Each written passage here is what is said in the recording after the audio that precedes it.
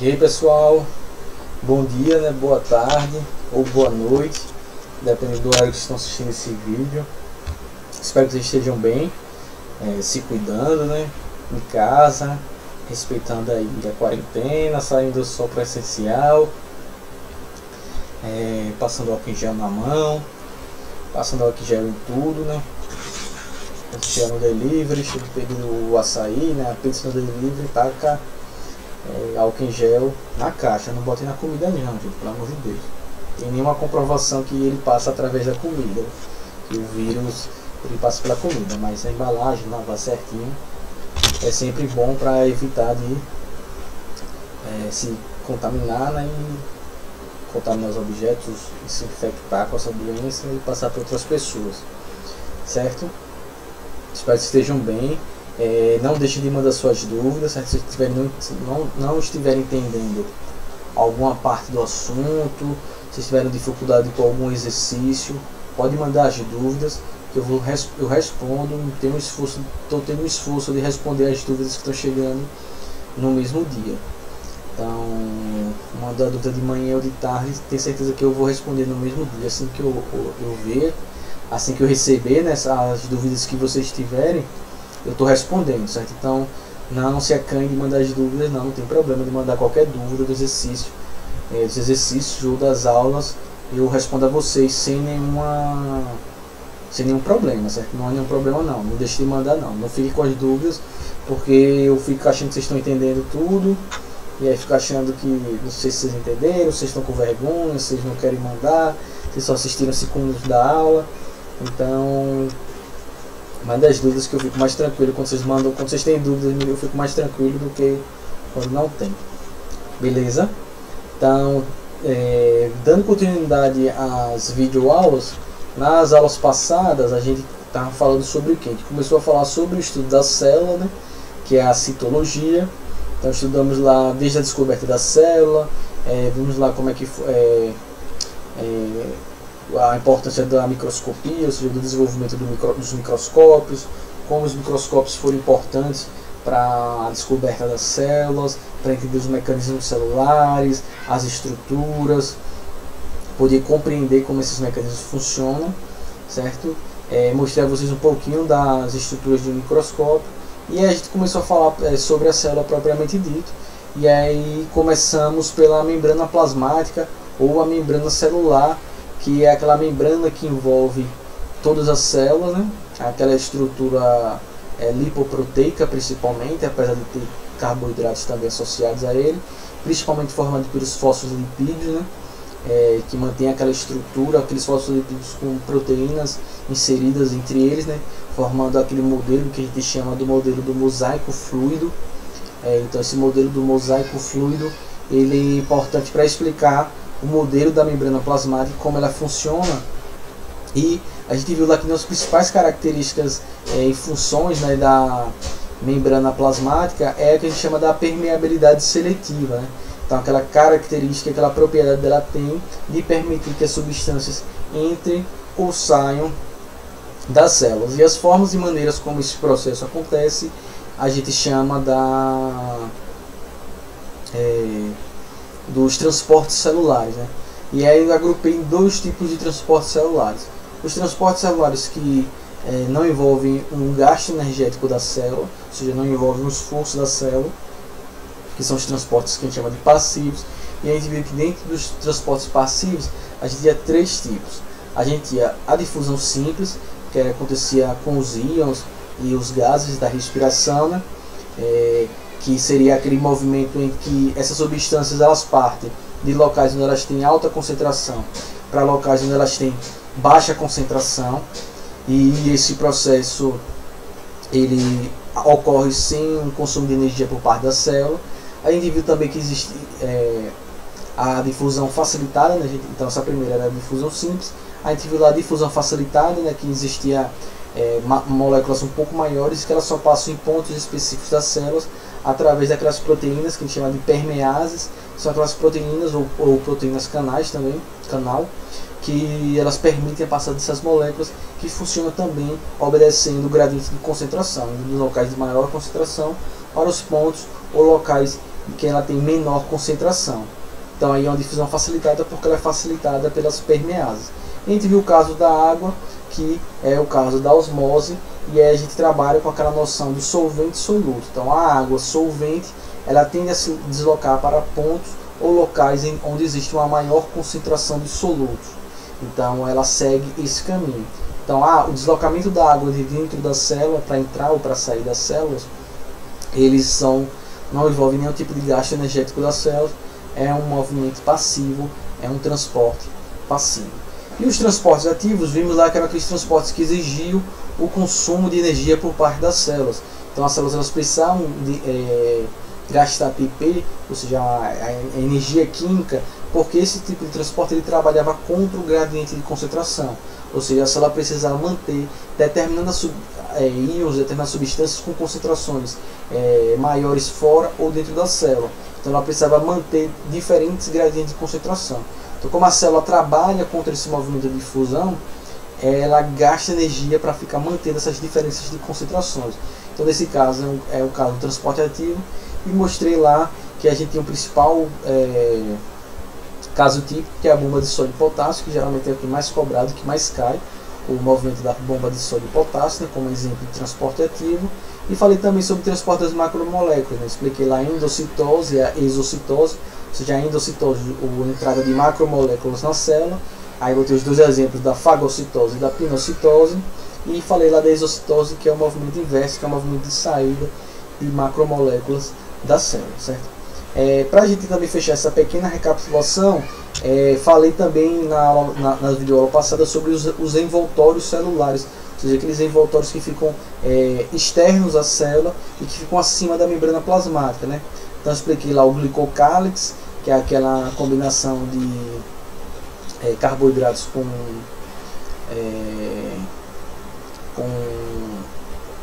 proteínas, né, com aminoácidos, né, que forma aquela glicoproteína, aquele conjunto de carboidratos com lipídios, né, desculpe, a glicocálix.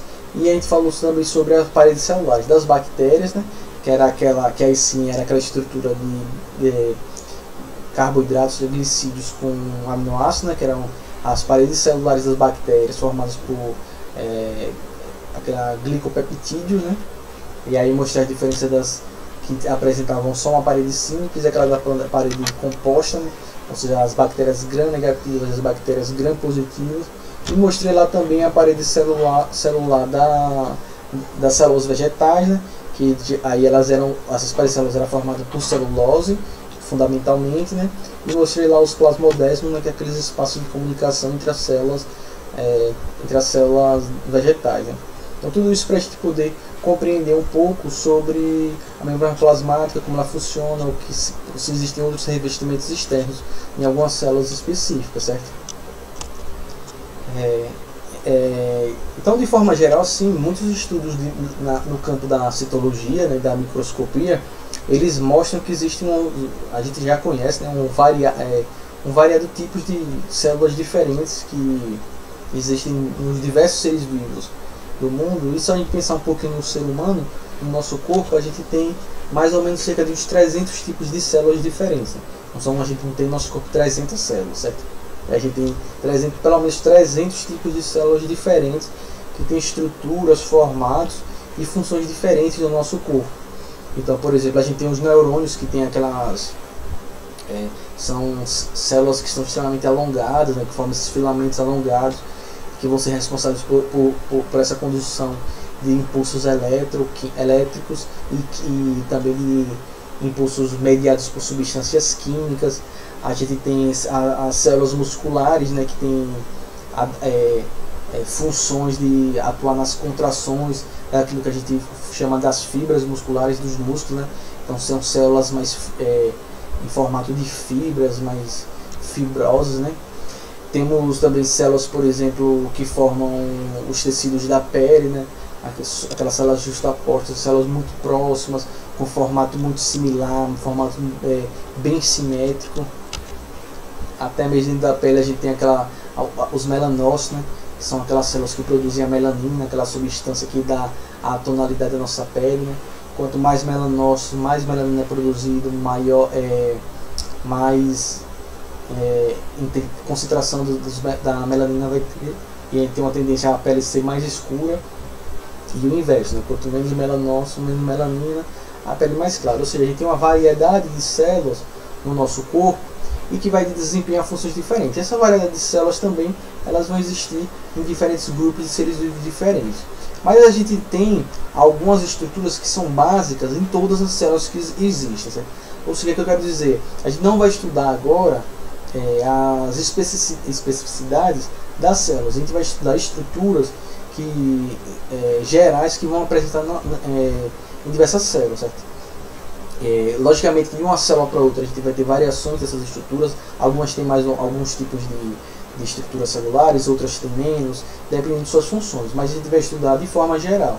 Certo? Então, vamos estudar de forma geral alguns tipos de células. Então, mas quais são as estruturas celulares básicas que estão presentes em todos os tipos de células, desde células de bactérias, células de fungos, de protozoários, de plantas e animais.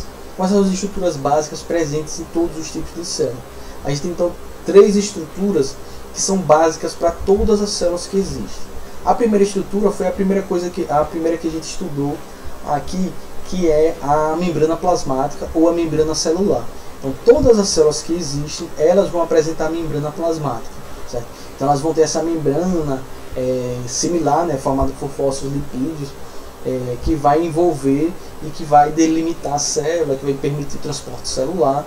Então a membrana plasmática é uma primeira estrutura que é comum a todos os tipos celulares. Então toda a célula, independente de que seja, ela tem membrana plasmática. Toda célula também vai ter outra estrutura que é o citoplasma. O citoplasma ele é formado pelo citosol, que é um líquido, esse líquido gelatinoso. Lembra lá atrás quando a gente falou lá que eles falavam quando descobriu a célula, naquela estrutura que tinha aquela líquido gelatinoso, é o citoplasma. Então o citoplasma ele preenche todo o interior da célula, certo? Então ele vai dar volume à célula, em certa medida ele vai contribuir para o formato da célula de acordo com o seu volume. E é nesse citosol que todas as estruturas intracelulares vão estar inseridas, né? Então as outras estruturas, todas as substâncias que estão dentro das células, elas vão estar mergulhadas e imersas nesse citosol, ou seja, no citoplasma. Então o citoplasma é outra estrutura que é básica a todas as células. Então todas as células têm membrana plasmática, todas as células têm citoplasma e todas as células vão apresentar o seu material genético, seja o DNA, ou seja, o ácido nucleico, seja o DNA, ou seja, o RNA. Então, quando estamos falando do material genético, certo? Então, todas as células têm o seu material genético. Então, essas são as 3 estruturas básicas de toda a célula: membrana plasmática, citoplasma e material genético. Então, essas três estruturas, elas são básicas de todas as células. Agora, a gente pode separar as células de acordo com a presença ou não do envoltório nuclear, ou seja, a outra membrana interna em que separa o material genético, o DNA, o RNA, né, dependendo do ser vivo, do citoplasma. Então, algumas células apresentam esse envoltório nuclear, que a gente chama de carioteca ou núcleo, e outras células de outros seres vivos não apresentam. Então, a gente separa os tipos celulares de acordo com a presença ou não da carioteca, ou seja, com a presença ou não do núcleo, entre os organismos procariontes, que são aqueles organismos que têm a ausência de carioteca, ou seja, que não tem carioteca, e aqueles organismos que a gente chama de eucariontes, que são aqueles que têm a presença da carioteca, em que o material genético ele não fica junto com as outras estruturas no citoplasma, certo? Agora, aqui a gente já começa a falar, já comecei a falar, né, sobre o citoplasma. Então, o citoplasma, antes de falar do citoplasma, os procariontes quem são? As bactérias e as árqueas, ou que a gente chama de arqueobactérias, né? Então, com exceção das bactérias e das árqueas e das algas azuis, que são as cianobactérias, bactérias, arqueobactérias e cianobactérias são procariontes. Todos os outros seres vivos apresentam células eucariontes com núcleo. Então, protozoários, fungos, algas, plantas e animais, de forma geral, todos eles são eucariontes, né? Então, o citoplasma, ele que vai preencher boa parte do volume celular, é no citoplasma que a grande maioria das atividades metabólicas da célula vai acontecer.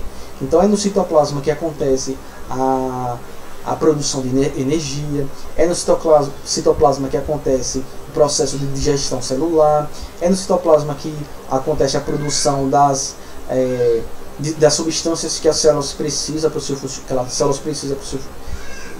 funcionamento, é no citoplasma que há a produção de substâncias que são enviadas para fora da célula, como anticorpos, como hormônios, é no citoplasma que a gente vai ter os órgãos da célula, que a gente chama das organelas celulares, desempenhando todas essas funções e todas essas atividades.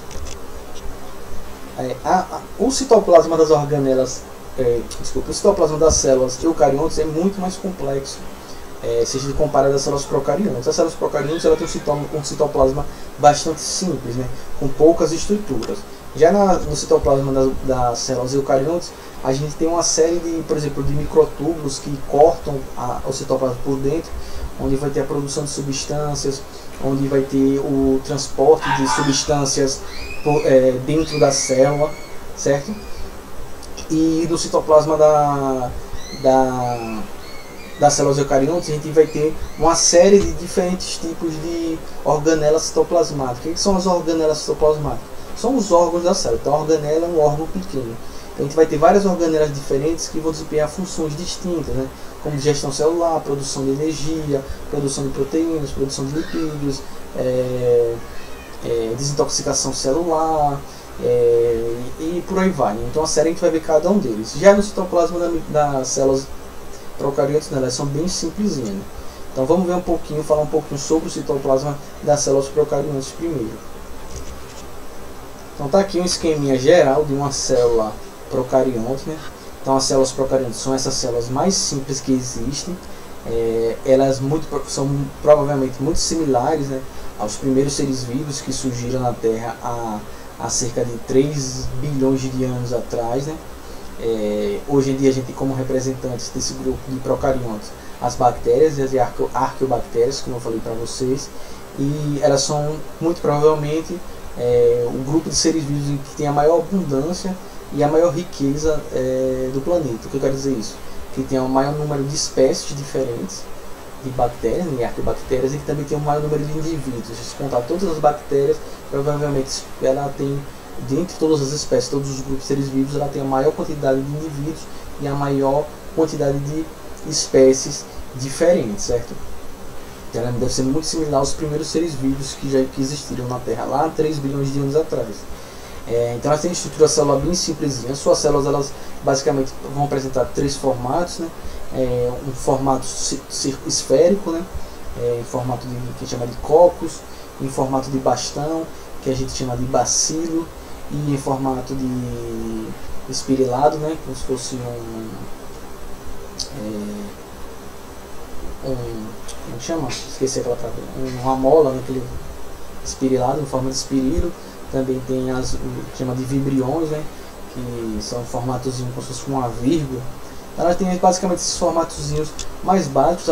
Elas podem apresentar estruturas locomotoras diferentes, como flagelos, como vocês podem ver aquela caudinha ali nessa estrutura. Ela pode ter também cílios, que auxiliam no seu deslocamento. Pode ter vários flagelos diferentes que vão auxiliar no deslocamento dessas células.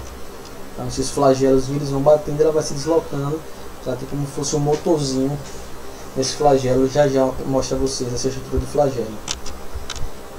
Então o citoplasma, nas células procariontes, praticamente todo o interior da célula é composto pelo citoplasma, né? Então o citoplasma ele vai preencher o interior da célula procarionte, né? Cerca de 80% do interior da célula procarionte é só o citoplasma, né? Preenchendo do volume essa célula. O citoplasma é formado basicamente por quase lá mais de 80% formado por água, e aí nessa água vai ter misturado proteínas, carboidratos, lipídios, íons, substâncias de reserva nutricionais, né, desses organismos, vai ter nesse interior dessa estrutura aí.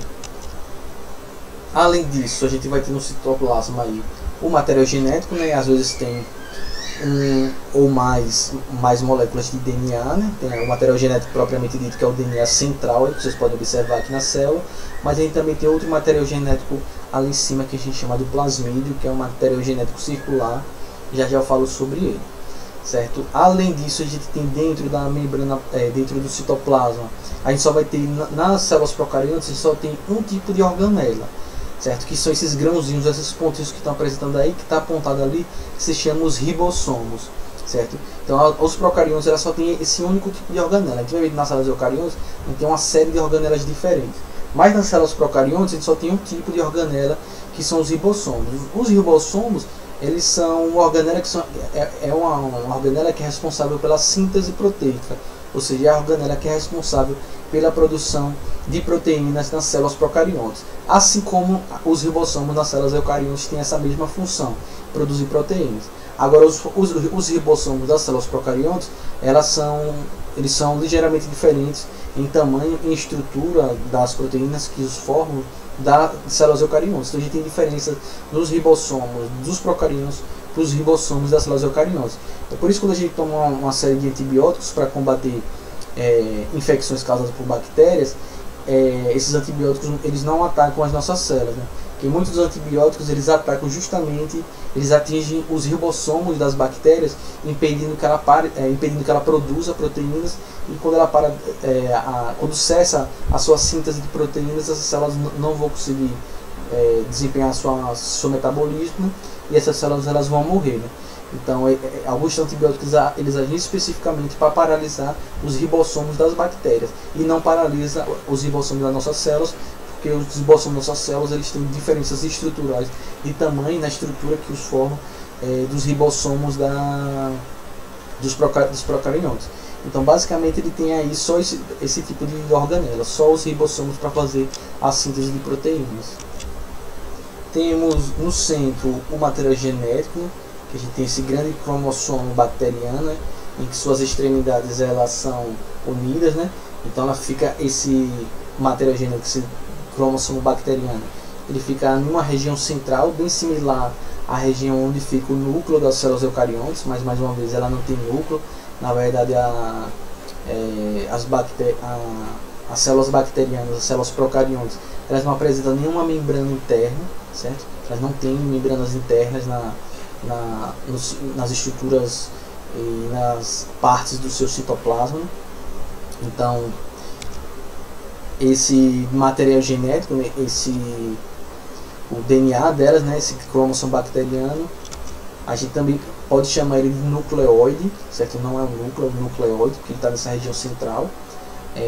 Mas tem algumas bactérias, nem todas as bactérias têm, elas têm um outro material genético, um outro DNA circular, que é quem está apontando ali em cima como plasmídio, né? Então, plasmídio é um material genético circular, pode ser um DNA, né, circular, que ele é importante porque ele ajuda a desempenhar várias outras funções na célula bacteriana, mas ele não é indispensável para a sobrevivência da célula bacteriana.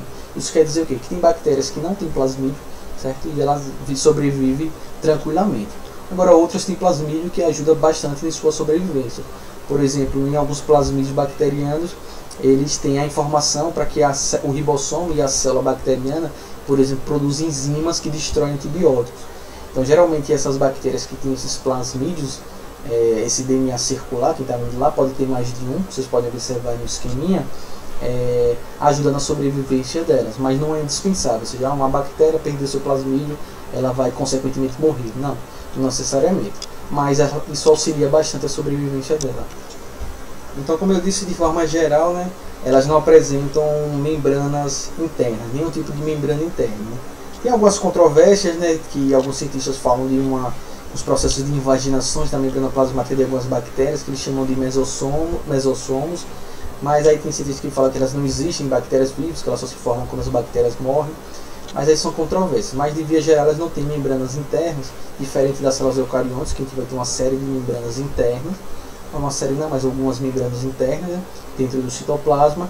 Mas as cianobactérias, que são bactérias que fazem fotossíntese, elas apresentam algumas, então elas são, vamos dizer que é uma exceção, Elas apresentam algumas camadas de membranas abaixo da membrana plasmática, que são nelas que vão ter as substâncias responsáveis pela fotossíntese, certo? Aqui eu vou trazer só um esqueminha aqui para a gente ver de forma geral, não se assuste, não é para decorar essas coisas não, mas aqui é só para a gente mostrar a estrutura geral de um flagelo, que vai ser aquela estrutura das bactérias que elas vão usar para se locomover. Então tem lá em verde grandão, vocês podem observar o flagelo, né, o gancho ou junção, né, que vai prender o flagelo a toda essa estrutura aqui, que a gente pode chamar do motor do flagelo, né, que eles vão estar aqui, veja que ele está imerso na membrana plasmática e na parede celular. Então veja que ele tem vários lá, aparados portador de proteínas tipo 2, anel C, chave reguladora, ou seja, é uma série de estruturas, um mecanismo, parece um mecanismo, um mecanismo de uma máquina mesmo, né, para fazer ele se locomover, né. Aqui eu só estou trazendo só para vocês verem por curiosidade, vocês não precisam decorar isso aqui não, gente, pelo amor de Deus. Isso aqui é muita coisa, é só para de curiosidade, para vocês observarem o que é que tem, certo? E vamos falar agora um pouquinho do que tem nas células, na citoplasma, nas células eucariontes. Então, as células eucariontes são bem mais complexas, só pela imagem vocês podem ver que elas são bem mais complexas que as células procariontes, né? Elas têm diferenças de tamanho, né? Então as células eucariontes elas são bem maiores que as células procariontes. Então, por exemplo, a gente pode comparar uma uva, né? O bago de uma uva, não um cacho, uma uvazinha, o bagozinho de uma uva, com a melancia, né? Então a melancia seria uma célula eucarionte e o bago da uva seria uma célula procarionte. Então elas variam muito de tamanho e elas variam muito em complexidade. Então o citoplasma tem uma composição semelhante, né, de água, sais minerais, proteínas, lipídios.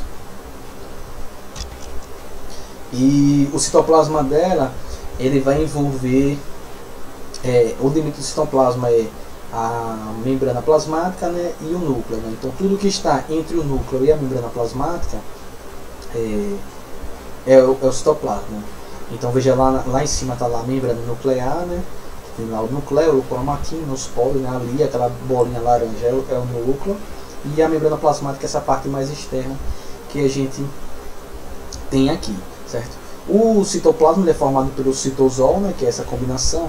Vocês podem encontrar também, se referindo ao citosol, alguns termos que são mais antigos, que estão em desuso, mas que podem aparecer, que também pode chamar de aloplasma, certo? E também tem alguns termos, vocês podem encontrar a terminologia de citoplasma fundamental. Então eles todos aí estão se referindo ao citosol, que é o nome mais atual, né, para se referir ao citoplasma. Então, além dessas estruturas, a gente tem uma série de microtúbulos que cortam, não aqueles microtúbulos do transporte, né, que a gente chama do citoesqueleto. O citoesqueleto ele vai dar a forma da célula, né? Então o citoesqueleto é o esqueleto da célula. Então as formas que as células elas vão assumir, elas vão ser determinadas pelo citoesqueleto, principalmente nas células animais. Aqui é um exemplo de uma célula animal, certo? Mas a gente vai ver depois da célula animal, a gente vai ver estruturas da célula vegetal. A gente já viu a parede plasma, a parede celular, mas a gente vai ver outras estruturas internas que tem nas células das plantas que não tem nos animais. Aqui é um exemplo de uma célula animal. Então a gente vai ter também aqui uma série de organelas diferentes que vão desempenhar funções distintas nas células eucariontes. Então a gente viu daqui nas procariontes só tinha ribossomos. Aqui vocês vão conseguir observar que a gente tem uma série de organelas diferentes. Então a gente vai ter lá o retículo endoplasmático rugoso, vocês conseguem ver aqui em cima, que é aqueles filamentos lá perto do núcleo, esses rosinhas aí, também como se fossem essas paredes rosas aí internas. A gente tem os ribossomos, ou ribossomas, a gente tem as mitocôndrias, centríolos, vacúolos, lisossomo, a gente tem o complexo de Golgi, os microfibrilamentos, os microtúbulos, e o que mais falta falar? Acho que falei de tudo. Ou seja, a gente vai ter cada organela dessa desempenhando uma determinada função, né? Então os ribossomos, a gente já sabe que eles vão produzir as proteínas nas células, né? Aí a gente vai ver nas próximas aulas como é que esse mecanismo acontece de forma detalhada, né? Então aqui a gente tem o esqueminha do célula eucarionte. Na próxima aula a gente vai falar e vai entrar nessa parte das organelas citoplasmáticas, né? Então a gente vai ver cada uma dessas organelas e quais são as suas funções, para que elas servem, como elas desempenham suas funções e qual a importância de cada uma delas, certo? Então nas próximas aulas vou ver se der a gente vê todas em uma aula só, mas se eu ver que vai ser muita informação, aí eu separo em duas aulas, em dois grupos, duas partes, né, para a gente estudar todas as organelas das células eucariontes. Aí a gente vai ver as das células animais e depois eu mostro as das células vegetais. Basicamente a célula vegetal tem todas as organelas que tem nas células animais, mas elas têm algumas a mais. Então quando a gente for ver as das células vegetais, a gente só vai ver essas organelas a mais e estruturas que a gente já viu na parede celular que não é organela, né, mas que não tem nos animais. Mas a gente vai ver organelas que tem nas células das plantas que não tem nos animais. Então a gente vê todas que tem nas células dos animais e depois eu mostro as poucas que tem, são duas ou três, né, que tem nas células dos vegetais, que não tem nas células dos animais, certo? Então fiquem bem, se cuidem, se tiverem dúvidas, não deixem de enviá-las, certo? Então fiquem bem, saudade de todos vocês e a gente se vê, quer dizer, no caso vocês me veem na próxima videoaula. Tchau!